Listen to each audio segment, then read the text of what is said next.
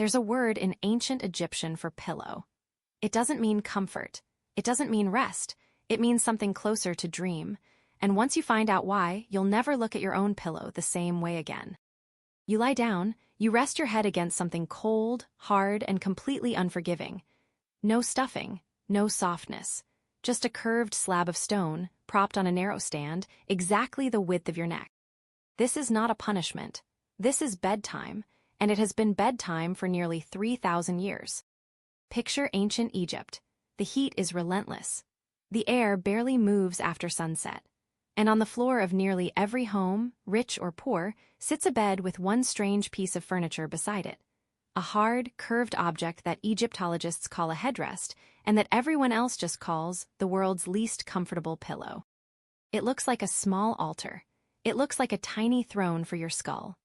And the first time most people see one in a museum, they assume it's a torture device, or a piece of art, or anything other than what it actually was, the most ordinary object in the house. So why would anyone choose stone over straw, over feathers, over literally anything softer? Start with the obvious answer. Egypt is hot. Egypt is full of insects. And a raised head, lifted off the sleeping mat, catches a little more air through the night and keeps crawling things away from your ears while you sleep. That part is simple. That part makes sense to anyone who has ever slept in the heat with the windows open. But that is not the whole story. That is barely the beginning of it. Because if the headrest were only about comfort, you would expect it to disappear the moment something softer came along. It didn't. For 3,000 years, across every dynasty, through wealth and war and changing gods, the Egyptians kept choosing stone. Pharaohs had access to anything they wanted. Cotton, linen, down feathers, the same kind Greek and Roman elites would later stuff their pillows with. And still, headrest after headrest, generation after generation. Stone, wood, ivory. That is not a comfort choice, that is a belief. To the ancient Egyptians, the head was not just the top of the body. It was the seat of the self, your identity, your spirit, your connection to the gods, all stored in one place, all exposed and vulnerable the second you closed your eyes. And sleep was the most vulnerable time of all. Think about it the way they did. When you are awake, you can defend yourself. You can run, you can fight, you can call out. But asleep, you are gone. Your guard is down completely. Your spirit, in their belief, could even wander from your body while you dreamed. So the head needed a guardian, something solid beneath it, something that would not give way in the night. This is why so many headrests were carved with protective images.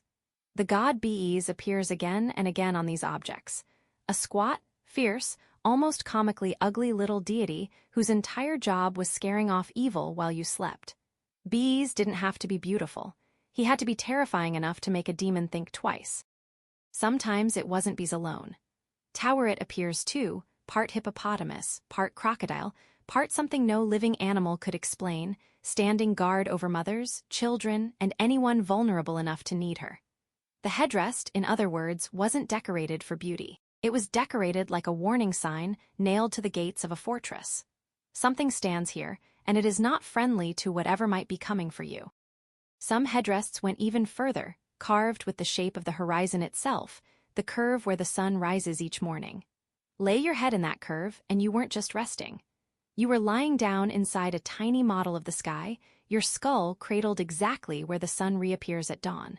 The symbolism wasn't subtle. If the sun could disappear into darkness every night and come back every morning, so could you. You weren't just resting your head on a pillow. You were resting it on a tiny fortress, standing guard until morning, shaped like the very sky that promised you'd wake up again. And it didn't stop when you died. Headrests turn up constantly in tombs, tucked beneath the heads of mummies, placed there with exactly the same care as in life. One teenage king, buried in a tomb so small that historians believe it wasn't originally meant for him, was sent into eternity with 8 separate headrests. Not one, 8, carved in ivory, in wood, in gold-covered wood, each one a different guardian for the same vulnerable place. Tutankhamun did not need comfort in the afterlife. He needed protection that would last forever. Because here is the detail that changes everything. The ancient Egyptian word for headrest was WRS, and WRS comes from a root word, RS, that means something startlingly specific. It means dream. Not sleep, not rest, dream. To the people who used these objects every single night, the headrest wasn't furniture. It was the threshold. It was the object that sat between the waking world and wherever your spirit went when your eyes closed. Texts found alongside headrests sometimes carry the same quiet wish you'd write in a card today: sleep well. Except for them, sleeping well meant something much bigger than a good night's rest. It meant your spirit went somewhere and came back safely. It meant the dream itself was a journey, and the headrest was the gate you passed through to take it. It is not a pillow, it is a passage. And maybe that sounds like ancient superstition, the kind of belief that fades the moment civilizations move on. Except the headrest didn't disappear when Egypt did. In parts of Africa today, people still use almost the exact same design, century after century, generation after generation, long after anyone could call it merely symbolic. Traditional wooden headrests, carved low and curved at the top, still show up in homes from the Horn of Africa down through the southern continent, used for the same basic reason the Egyptians first reached for stone. Keep the head elevated, keep the hair undisturbed, keep something solid beneath you while you're at your most defenseless. Some things get carried forward simply because they still work. Not because anyone remembers the god carved into the original, but because the shape itself solved a problem that never really went away. It wasn't until the Greeks and Romans came along that the soft pillow as we know it really took hold. Cotton, reeds, straw, eventually, for the wealthiest, feathers.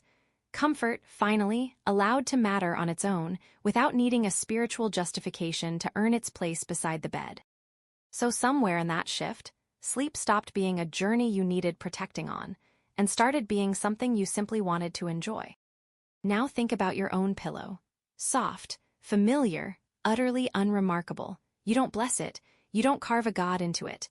You don't imagine it as the last line of defense between you and whatever waits in the dark. But for 3,000 years, someone did. Someone lay down every single night believing their pillow was not there to comfort them, but to guard them on a journey they took every time they closed their eyes. You still take that same journey tonight. You just stopped noticing it was one.